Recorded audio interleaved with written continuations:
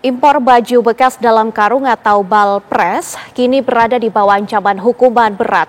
Menteri Keuangan Purbaya Yudi Sadewa memastikan mafia di balik impor ilegal ini tidak hanya dipenjara, tapi juga diberikan hukuman tambahan denda yang membuat mereka jera.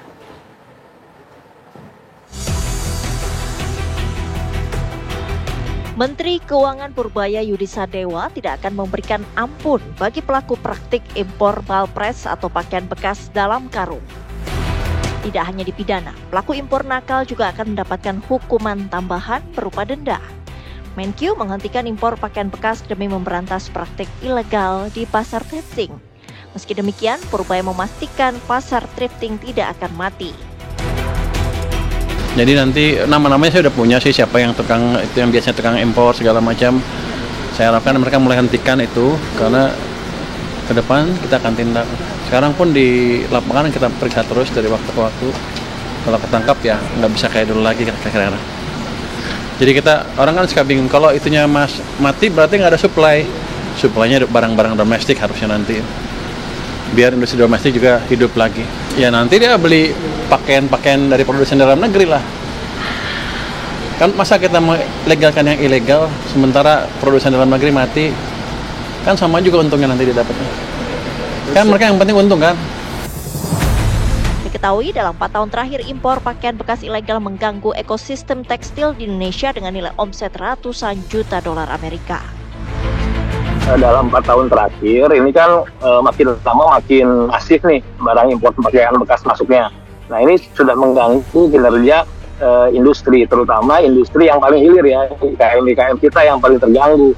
Nah tetapi ketika IKM ini terganggu, bukan hanya mereka saja terganggu, bahan bakunya pun yang berupa kain, berupa benang sampai seratnya pun akhirnya ikut terganggu. Nah kalau untuk secara total impor ilegal itu ada di sekitar 2 miliar US dollar per tahun. Nah, kalau khusus untuk pakaian bekas, kami kira ada di sekitar 20%-nya. Jadi sekitar 200 juta US dollar lah per tahun gitu.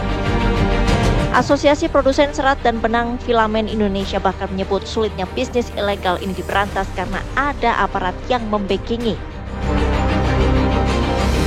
Dan itu yang jadi masalah adalah backingnya juga kan jadi PR juga nih. Makanya saya kira backingnya ini selain juga ada keterlibatan, pasti ada keterlibatan oknum bea cukai, dan yang pasti ada backing aparat penegak hukum di situ. Makanya mereka sangat-sangat berani gitu ya untuk memasukkan pakaian-pakaian bekas ini, meskipun sudah pasti larangannya kan ada larangannya tidak boleh gitu ya. Tapi karena di backing dan ada kerjasama dengan oknum bea cukai, jadi pemodal ini sangat-sangat merasa aman. Terus sekarang kan pakaian-pakaiannya dalam bentuk balpres itu kan pakai kontainer.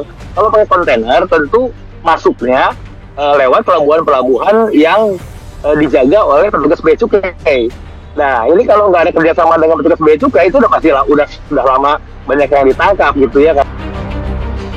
Tim TV One mengabarkan.